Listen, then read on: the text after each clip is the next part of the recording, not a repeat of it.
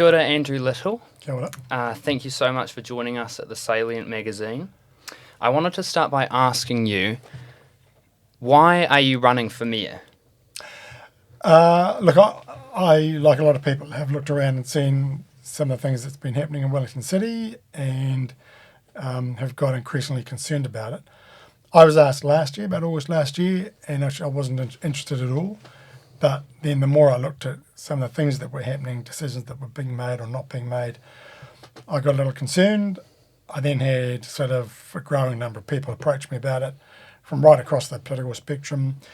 And in the end, I thought, much as I was enjoying being a lawyer and stuff, I thought actually I do have a set of skills that could be useful for the council and for Wellington City, and therefore made my decision to put. It wasn't Tory Whanau's polling numbers?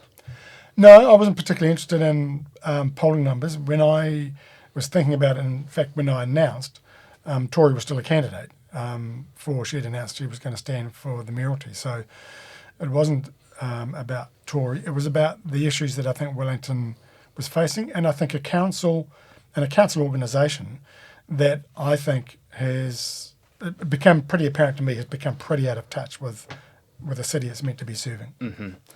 Not any pressure from the Labour Party to run? Oh, there were plenty of people in the Labour Party who asked me and were keen for me too, and including Chris Hipkins. Chippy rang me one Saturday and said, you'd be great. But a combination of the support I would have from Labour, but actually others as well, because in the end, the mayor has to have support of a pretty broad cross-section, has to be able to work with people from all different sort of stripes. But I think the combination of my time as a union leader, my time as a lawyer, my time in Parliament, in the end I thought actually, I do have a set of skills that would be useful. Cool. Since your official campaign launch, you've had big issues like Begonia House and the misuse of commercial confidentiality in council. Those have been sort of the big issues on your social media, on your Facebook. I feel like these aren't the issues that most Wellingtonians and students in particular are actually worrying about. I feel like they're more worried about public transport costs, the job economy. Why have you chosen issues like Begonia House to campaign on? So first of all, we're pretty early in the campaign, so I'll have more to say about cost of public transport, because I think that is a big issue. But I'm doing some work on what I think would be a useful policy platform for that. I think that the things like Begonia House, and for that matter, the Candala Pool and the Karori Event Centre, they are symptomatic of, I think, a council that's got out of touch. So really for me, one of the big issues, and I talked about it at the launch on Saturday, is the way council is making decisions, the information that the officers of council bring to councillors. And you talk to councillors of right across, all councillors, they've all told me this, is that they're concerned about some of the advice they get, the quality of the information they get.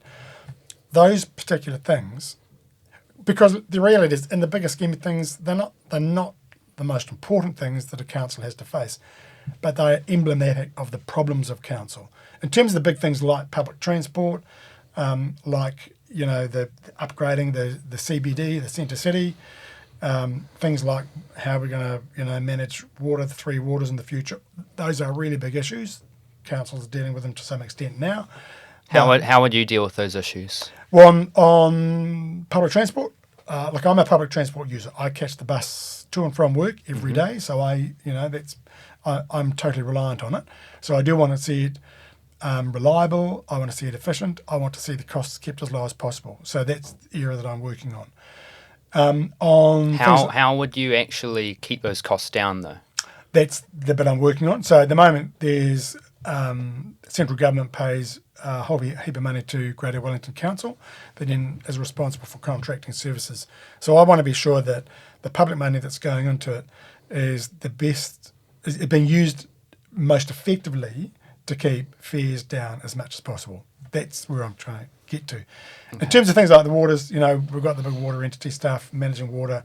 The climate's changing. We have to manage water better. We've got to keep the environment clean and safe.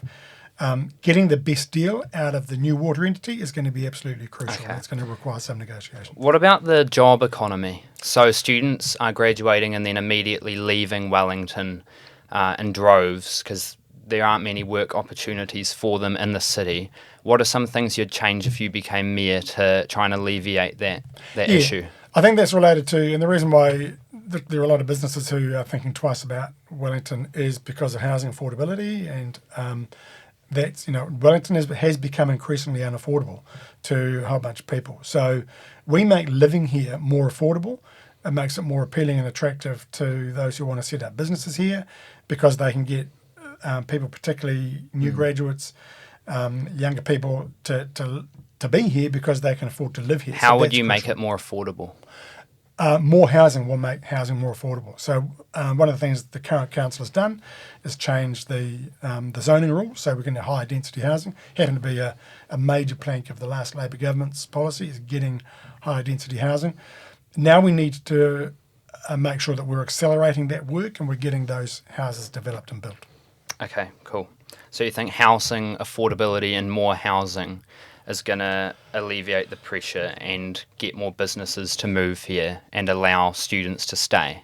Yeah. My the business people I talk to, particularly those in IT and what have you, say the biggest challenge they have attracting staff is the cost of living in Wellington. Okay. And housing is the single biggest cost. We keep the pressure on adding more housing, keeping housing affordability down, then businesses will find it more attractive to set up here and attract staff here. What about public service? So this current government has cut thousands of jobs in the public sector in Wellington. Is there anything you could do to encourage the government to employ more people in the public sector using your central government skills? Yeah, look, the government of the day is the government of the day. They make those decisions. There's probably not a lot a local government, the Wellington City Council, can do about that. And I think if you have a look at it over a longer period of time, if you look at the last 20 years, there is a bit of a cycle. And every time a national government comes in, they sort of cut the public sector workforce. It sort of plays to their base, and that happens. I think, you talk to a lot of business people. They say, look, we can look through those cycles.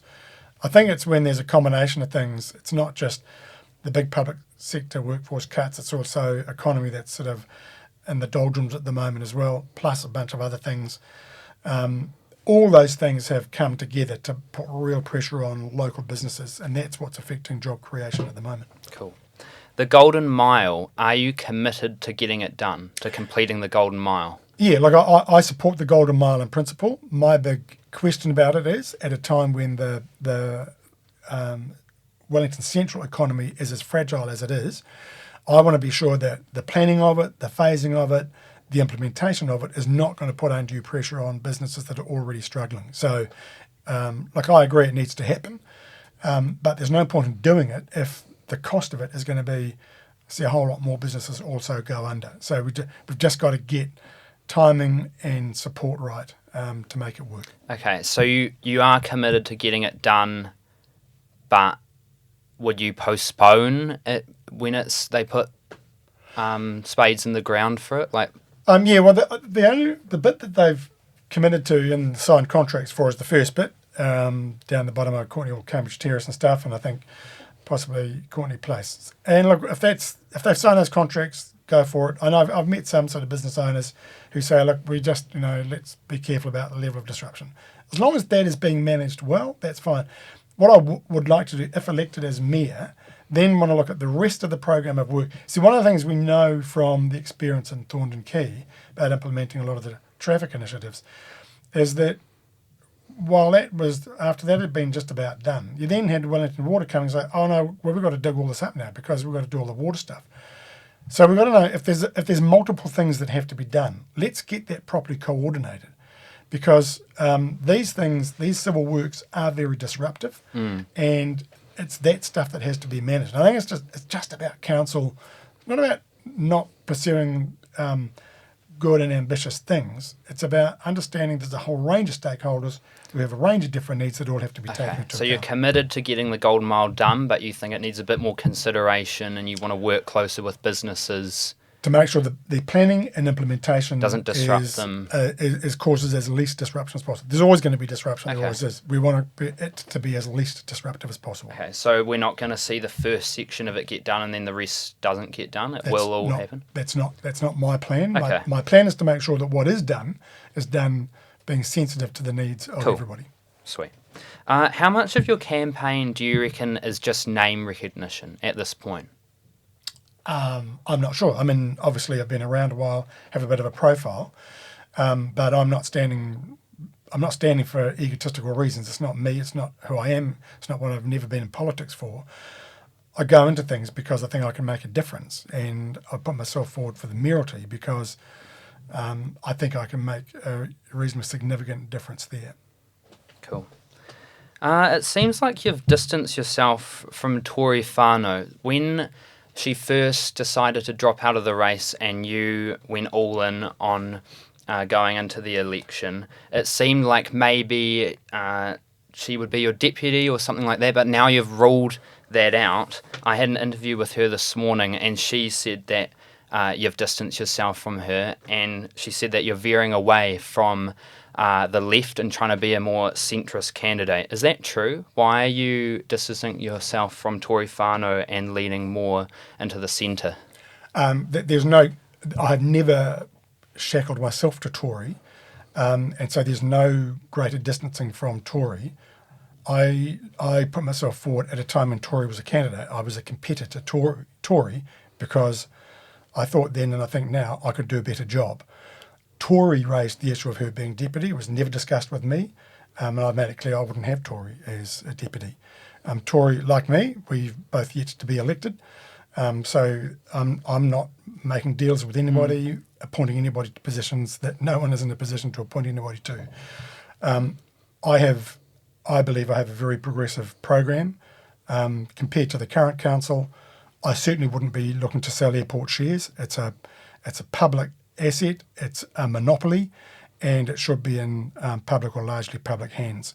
I'm a believer in community facilities. The current council has sought to demolish or close down facilities like pools, reduce library hours, those sorts of things. Those facilities are very important to those suburbs and those communities. It's a progressive platform to say we ought to keep those things going because they strengthen communities. So Tory may have a view. I stand by what I stand on, which is those sorts of things, and a progressive, better Wellington. But I stand on my track record in public office and believe I can do a better job. So you would call yourself a progressive candidate? Yes. Would you say you're on the left side of the political spectrum? Yes, because that is where I have always been. I've Yeah. never renounced my left-wing credentials. And I think if you look at what I've done both at university, since university, the values I hold, the aspirations I have, what I've done in public office, they are left-wing platforms. That's what I believe in. I believe in getting stuff done. I think my experience in the union movement demonstrated that you've still got to negotiate stuff. You've still got to deal with people who disagree with you. And if you want solutions to be enduring, you've got to get the strongest possible support for those ideas. You mentioned the council sort of being a bit distracted, and obviously it's pretty divided at the moment. How do you think you could unify the council? Yeah, I think people overstate the thing about council being divided. Council, you want different councillors with different ideas, and you want them, whatever origins they come from, whatever views they have, let there be a mix of views. That's good and democratic. I think the skill is to make sure that amongst that mix of views is that you weave together the solutions that are needed and get the city moving in a direction. I think the critical issue for me is less about the debating that happens at council and the differences of views, and more about the quality of advice and information that councillors are getting from the council organisation. And that's the thing I really want to make sure we're getting the best out of. Cool. I'm going to go out on a limb and say that Tory Whanau was probably the student candidate, or for the majority of students, they probably would have placed their vote with her. What would you say, how are you the new student candidate? Have you replaced Tory in that regard? Would you say you're going to be a student mayor, a student-orientated mayor? Look, I understand the important role that the university and the student population plays in Wellington, and it's very important. It's very important we have a city that is responsive to the needs of both the university, but most importantly, the students who are the ones who are living and studying here and working here. That's what I'll do. If if we want to be the candidate for one constituency or another, I don't take anything for granted. I'm out for as much support as I can get. But I think what students will see in me is somebody who understands. I've had a son who's not long graduated from Victoria, have a reasonably good understanding of what student life is like, even though I was here 40 years ago. And I value the fact that we are a university city and we have a big student population and they need to be looked after. Okay. Would you help campaign for the winter energy payment for students to be included on the list of beneficiaries? Well, I was part of the government that introduced the winter energy payment, although we confine it to beneficiaries and superannuitants. But happy to look at what the student campaign is, and give them whatever support I can. Cool.